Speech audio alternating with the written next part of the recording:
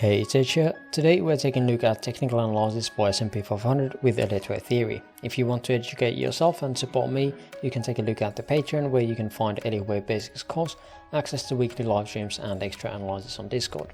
Let's take a look at the analysis next. Starting here on for our time frame, what we got most recently is a sell signal here on my indicator saying that okay, a bunch of indicators are actually on the oversold overbought area, and we should be looking to pull back. And we have started to get at least some kind of divergences going on these timeframes, but nothing really significant on price at least yet. But let's take a look at the overall structures that we had, since we haven't taken a look at that quite a while. Overall, the idea has been that we had a three-way structure into the lows of June. This is again the basis of all the counts that we have here. First, this would be the wave W, and this would be creating a three-way structure into wave X. Then we would be looking for a three-way structure into wave Y. One-to-one extension would be around 3K on S&P or the ES1. The other scenario is that wave X, instead of being up in here, would be shifted over to the previous peak, which would be on during the August. Since then, again, we would have this as a five-way structure coming down into wave A, three-way pullback into that wave B, and now we'd be seeking for another five-way structure for that wave Y. I kind of like this. I think this is my primary at this very moment. Invalidation for this idea completely is these highs for the 180, because the idea is that wave B is completed here, and this would be the first five-way structure that would be starting something new. So that would be the wave 1 of wave C. Then we had, of course, this structure, a triangle KG mentioned, where we would have this as an A, B, C, D, E. The issues that we have here can't be ignored. So this is way less probable, in my opinion, than the other counts that I've shown you. But it's still somewhat valid. We can force this count to be fine. So we can't really just forget it. But for now, again, I'll show it to you, but I'm not going to be going too much detail into it. Then we had the WXYXZ count overall, where we would end the count at these lows of October. And since then, we would have either we would be looking to correct this structure, or we would be continuing the previous trend, which was upwards. Again, that would be the trend from March 2020 and onwards. Let's move into the more local structures here. Let's go to 1 hour. So overall, idea was that we had this as a five-way structure. This would be a leading diagonal, since we had five-way structures in here in the diagonal, and that is the only way. Again, this could be the wave Z end here, and we would have this as a wave 1, looking for wave 2 with an expanded flat here into the lows, and then we would be looking to create a third wave or third structure.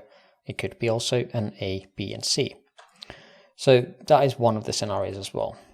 Now, there's a couple of different ideas overall. The other one would be this one, where we would have a three-way structure into the highs, then ABC, that exact same extension, that exact same structure into the lows, the highs here of around the 1st of December, and the expanded flat in the lows here of 22nd of December. And then we'd be looking for that wave Y overall. Depending on what and which count you like the most, you can just prefer that one. Then we had also this WXY, where we had a potential ending here. This is the only way we can have that B wave structure here, which was the main idea that I had.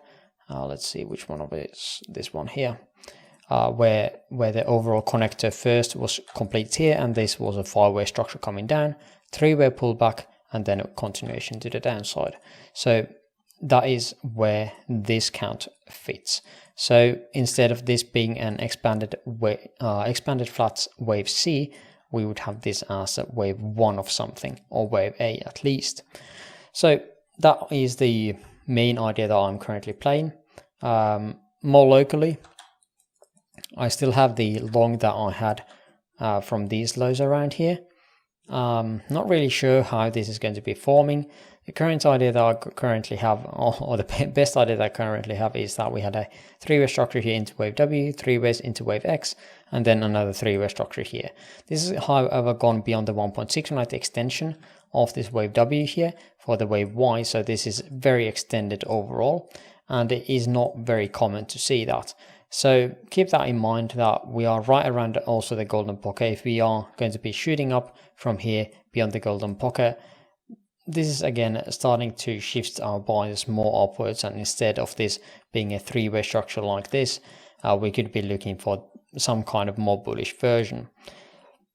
I think the more bullish version the only bullish version I can see is using these trend lines up here, where this is some kind of three-way structure here into a wave 1, three-way pullback into wave 2, three ways somehow into wave 3, 4, and then this mess over here would be the wave 5. At the moment we can still use these trend lines as some kind of a contracting structure. It is not a good looking structure. We know that obviously wave 3 here is larger than wave 1, so it's not a very traditional contracting diagonal at all.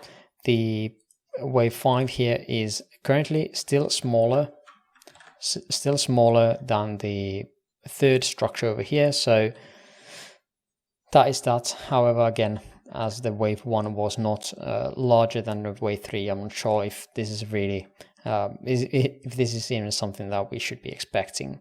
But this is basically the only way I could be looking and saying that we have a more of a impulsive structure or some kind of a motive wave structure from the lows here of around 22nd of December. Again, just because again we have so many overlaps, it is more resembling more of a corrective structure than a motive structure, so that's why I do prefer the idea of this being more bearish overall. But I think those are my biases. If we are coming down and taking out these lows, we could still be looking at this as some kind of 1-2 setup downwards. We're still getting this pressure from this structure or this trend line basically. But again, it is still possible that we are still within some kind of triangle here, because RSI is contracting, price is contracting, and we definitely have some kind of structures to be built up in here soon. But we'll see about that, and I think that is going to be bringing us to the end of this video. If you made it this far, again, I would appreciate the likes. Link to my free Discord server in the description below, and for now I thank you for watching and hope to see you on the next video. Bye bye.